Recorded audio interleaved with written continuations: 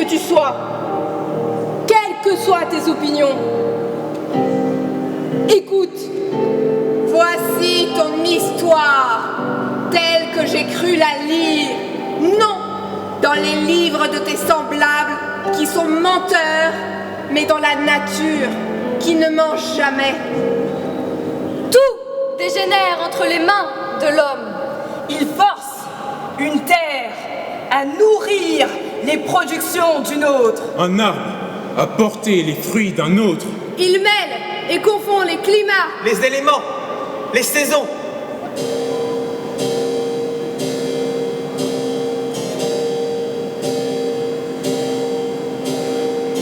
Il en est ainsi de l'homme même. En devenant sociable et esclave, il devient faible, craintif, rampant. Et sa manière de vivre, molle, achève d'énerver à la fois sa force et son courage. J'ai reçu, monsieur, votre nouveau livre contre le genre humain. Je vous en remercie. Vous peignez avec des couleurs bien vraies les horreurs de la société humaine, dont l'ignorance et la faiblesse se promettent tant de douceur. On n'a jamais employé tant d'esprit à vouloir nous rendre bêtes. Il prend envie de marcher à quatre pattes quand on lit votre ouvrage. Cependant, comme il y a plus de 60 ans que j'en ai perdu l'habitude, je sens malheureusement qu'il m'est impossible de la reprendre. Et je laisse cette allure naturelle à ceux qui en sont plus dignes que vous et que moi. Vous voyez, monsieur, que je n'aspire pas à nous rétablir dans notre bêtise, quoique je regrette beaucoup pour ma part le peu que j'en ai perdu. Ne tentez donc pas de retomber à quatre pattes. Personne au monde n'y réussirait moins que vous. Vous nous redressez trop bien sur nos deux pieds pour cesser de tenir sur les vôtres. Et l'on sait que Rousseau considère que la nature humaine, par différence avec l'animalité, est fondamentalement mue par deux notions, la liberté et la perfectibilité. Quand la force d'une âme expansive m'identifie avec mon semblable et que je me sente, pour ainsi dire, en lui, c'est pour ne pas souffrir que je ne veux pas qu'il souffre. Je m'intéresse à lui pour l'amour de moi. Et la raison du précepte est dans la nature elle-même qui m'inspire le désir de mon bien-être en quelque lieu que je me sente exister.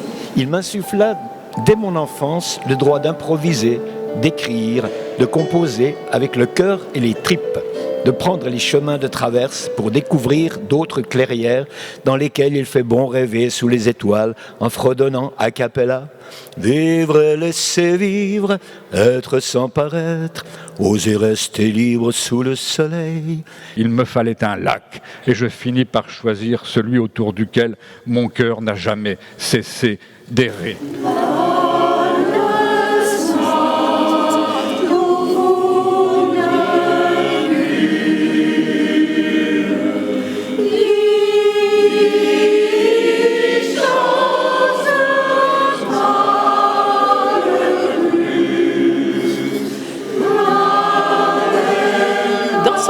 D'éloignement de la ville et la quiétude, il trouva à Montmorency un cadre bucolique et inspirant qu'il parcourait au gré de ses nombreuses promenades.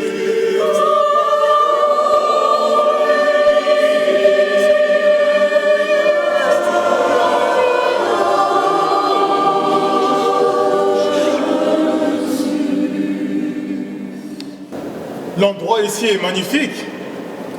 Ouais.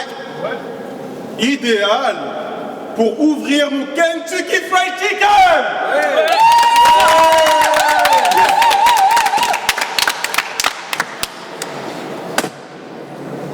C'est horrible. Taisez-vous, monsieur Rousseau. Rousseau n'est pas seulement un auteur politique génial, ce n'est pas non plus seulement l'inventeur des confessions et d'un genre littéraire absolument remarquable, non, c'est aussi un des premiers à saisir les risques de ce que nous appelons maintenant l'humanisation de la nature. C'est ainsi que les hommes dissolus se livrent à des excès qui leur causent la fièvre et la mort. Parce que l'esprit déprave les sens et que la volonté parle encore quand la nature se tait.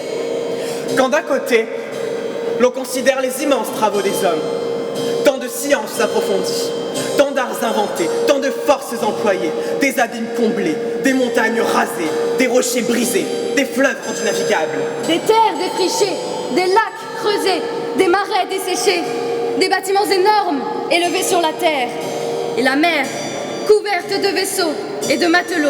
Et que de l'autre, on recherche avec un peu de méditation les vrais avantages qui ont résulté de tout cela. Pour le bonheur de l'espèce humaine, on ne peut qu'être frappé de l'étonnante disproportion qui règne entre ces choses. Il faut déplorer l'aveuglement de l'homme qui, pour nourrir son fol orgueil et je ne sais quelle vaine admiration de lui-même, le fait courir avec ardeur après toutes les misères dont il est susceptible et que la bienfaisante nature avait pris soin d'écarter de lui.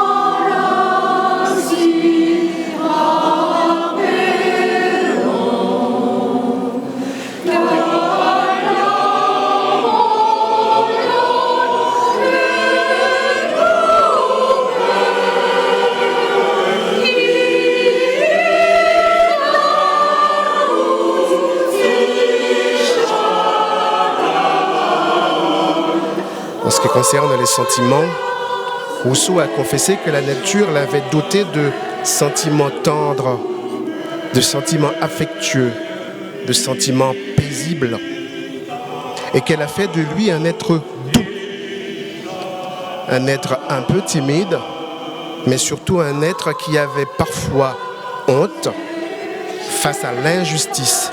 Et c'est la raison pour laquelle il a combattu l'injustice toute sa vie.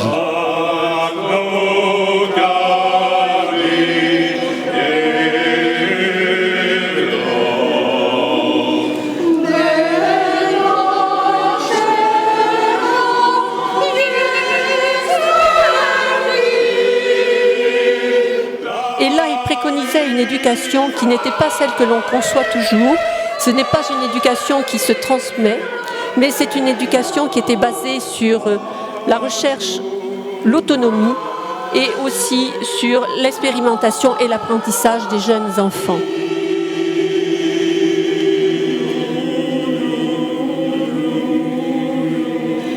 C'est l'occasion pour moi de redire combien l'exemple des grands hommes et des grandes femmes du Panthéon est important.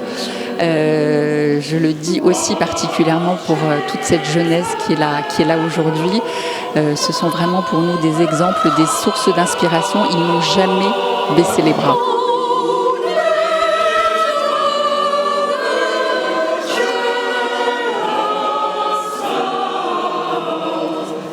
Ainsi, chez Rousseau, le concept philosophique de nature est le fondement hypothétique d'une analyse rigoureuse des conditions du changement social. C'est pour cette raison qu'il a été persécuté pendant 18 ans, qu'on a interdit et brûlé ses livres, qu'on l'a poursuivi à coups de cailloux, qu'on l'a menacé de prison, qu'on l'a totalement censuré. Jean-Jacques Rousseau demeure le philosophe citoyen. Mais citoyen rustique, populaire, parce que justement, il y a le lien à la nature.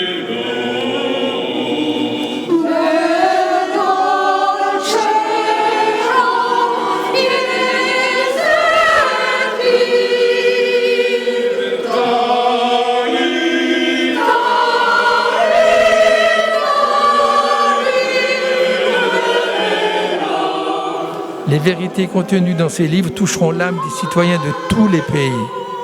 Ces vérités disent la planète à protéger, des êtres humains à mieux comprendre. C'est un nouvel évangile, c'est une botanique qui parle de la fraternité des êtres humains.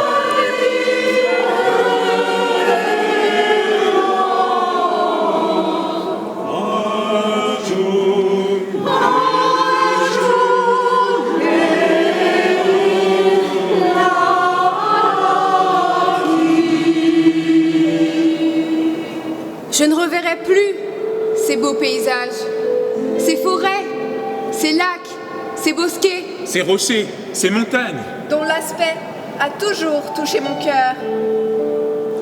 Mais maintenant que je ne peux plus courir ces heureuses contrées, je n'ai qu'à ouvrir mon herbier et bientôt il m'y transporte.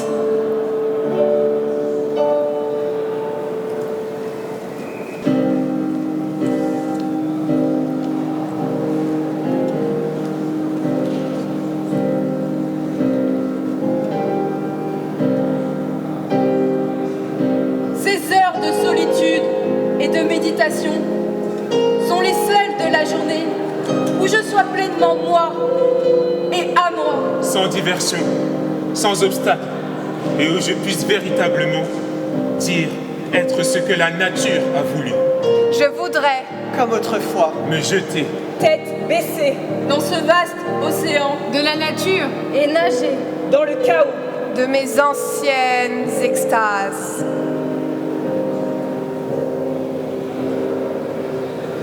Je voudrais, comme autrefois, me jeter, tête baissée, dans ce vaste océan de la nature et nager dans le chaos de mes anciennes extases.